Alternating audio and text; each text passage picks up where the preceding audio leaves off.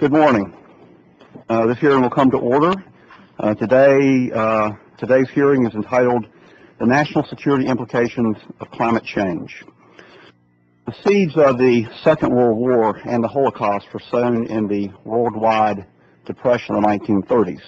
European democracies fell and were replaced with authoritarian regimes with repugnant ideologies. Last year, the British government issued a report that concluded that environmental devastation from global warming could result in a 5 to 20% decrease in the world's economic production, which would be comparable to the Great Depression or the World Wars.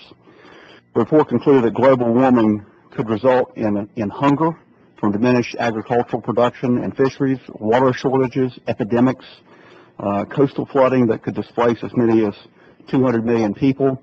Other experts argued that the report's conclusions were overstated and alarmist. But what if the report was right? Are we ready for the world we could face if the report's conclusions prove correct? Will environmental and economic devastation result in failed states, authoritarian regimes, the spread of extremism and terror, and warfare over scarce resources? Our national security professionals don't like surprises. They make it their business to anticipate events and plan for different contingencies, however unlikely. In the 40s and the 50s, we were frequently surprised when governments we thought were stable fell to coups or revolutions. Our intelligence community developed models to predict which societies were unstable or might become unstable. And contingency planning is second nature to our military. Few adversaries are polite enough to tell us in advance what their military plans are. Have we considered which societies may become unraveled as a result of environmental and economic devastation, whether or not we are certain that those results will materialize? The possibility of a world transformed by climate change is not a science fiction image of a post-apocalyptic society. It is not a road warrior movie. It is happening now. There is another Holocaust now in Darfur. The barbaric Bashir regime certainly is responsible for the genocide in Darfur, but the UN General Secretary Ban Ki-moon recently called the Darfur conflict an ecological crisis that had arisen at least in part from climate change.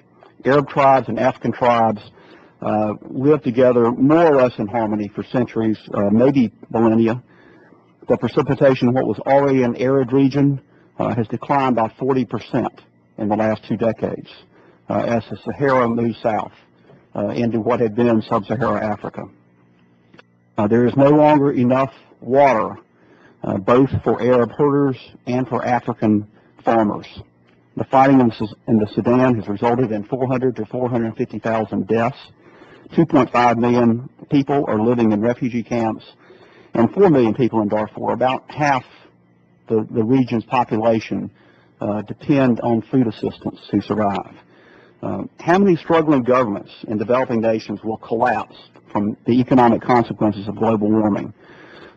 Will those ungoverned regions become, to use General Anthony Zinni's phrase, petri dishes for extremism and terrorism?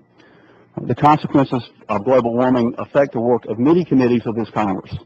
They have certainly been the subject of other hearings by the Science and Technology Committee. The national security implications of global warming certainly may guide the work of this committee. What research should we be doing that we're not doing already? What research should we move up in priority because of national security concerns? Can we be better prepared to protect our national security interest by conducting research that will predict what consequences can come from global warming and where? Can we be better prepared by conducting research into how to mitigate the consequences of global warming because the consequences are so dire, whether or not we are certain they will happen?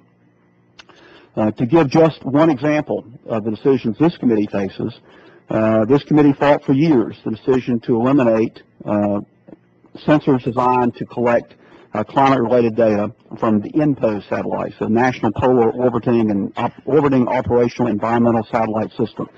The Department of Defense decided to eliminate the sensors to save money on what was already an embarrassingly large already embarrassingly large cost overruns, but was the elimination of those sensors short-sighted just on the basis of national security concerns?